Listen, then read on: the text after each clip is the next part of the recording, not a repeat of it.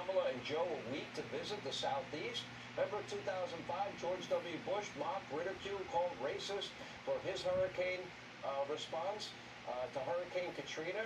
The criticism was on day 2, the second day after it occurred. According to the New York Times, he was blasted for not returning to Washington from his Texas vacation until Wednesday afternoon, 2 days after the Monday hurricane. Well, and he flew over Katrina, didn't want to land and be a distraction. Well, this is Kamala's Katrina. She and Biden are failing the people of the Southeast. She prioritized the illegal immigrants over you, the American people. She talks a big game about equity, but doesn't seem to give a damn when people are truly in need. And today, former President Trump said that this has been the worst hurricane response in the history of our country. Take a look.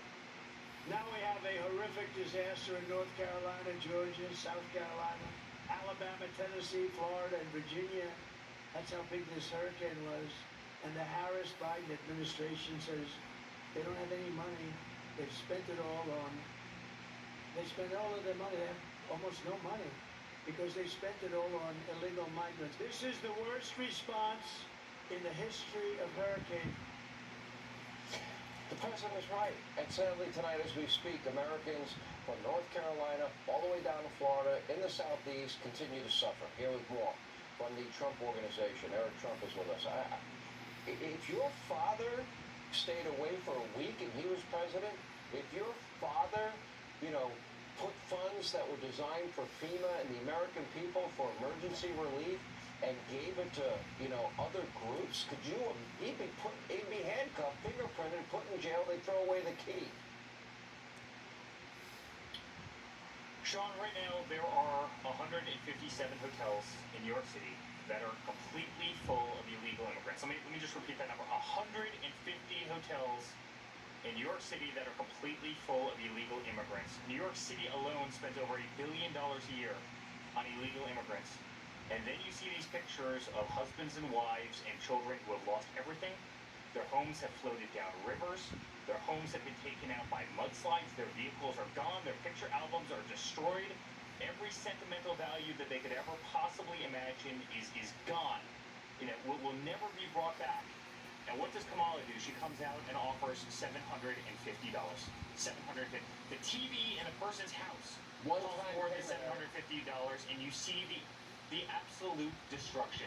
Sean, of all the political things that I've seen in the last decade, this is the one that bothers me the most. Hands down, by far. We have spent $200 billion sending money over to Ukraine and Russia to see young, innocent 21-year-old kids in dirty trenches pop around corners and shoot each other in the face with AK-47. You watch these videos on YouTube, the lives are expunged in a matter of seconds. $200 billion America has sent over there. Yet we can't take care of our own in Georgia and North Carolina and Virginia. In Florida, $750. We send billions to places like Pakistan. And they won't tell us that bin Laden is literally living next to their equivalent of West Point.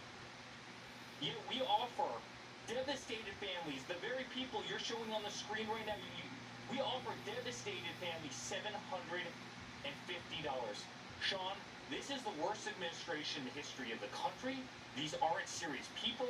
Frankly, I think they're cruel people. The way they put Americans last is absolutely cruel, and I hope every single person going to the polls on November 5th and before in early voting will remember exactly who these people are. We didn't find out for a week until today that FEMA ran out of funds. We didn't find out that they diverted the money to their 11.5 million unvetted illegal immigrants, some from countries with terror ties, some top geopolitical foes. We didn't find out until yesterday that they're offering a one-time payment of $750. Eric, these people, we don't even know if these people are alive yet, and why they didn't mobilize the military and the National Guard and get every boot on the ground they could on day one is unforgivable to me. Sean, they also spent literally hundreds and hundreds of millions of dollars flying 320,000 illegal immigrants into airports across the country in the middle of the night. You were one of the only journalists that actually reported on that. You had 737s landing in airports all across the country at 2 a.m. and illegal immigrants were coming off of them. Sean, it's an absolute disgrace. I mean, this is our country right here, and we're wasting money everywhere. We're not doing anything about it. You know, and money is being spent on I mean, I literally talked about this in my convention speech at the RNC. You have homeless veterans that are sleeping on streets, that are sleeping under overpasses, right, that have absolutely nothing. These are people who got shot at for our nation, that literally went to war for our country. And then you have the Roosevelt Hotel, one of the finest hotels in New York City, in one of the greatest locations in Midtown Manhattan.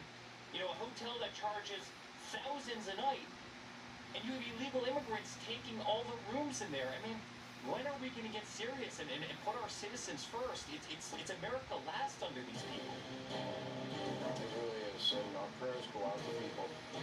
For the Americans that want to help, considering FEMA has no money because they gave it to illegal immigrants, Samaritan's Purse, Franklin Graham are great people. They do a great job. SamaritansPurse.org. I have it listed on Hannity.com. Eric, thank you. When we come back after 3 days of strikes threatening shortages, rising prices, dock workers, they have now agreed to temporarily suspend their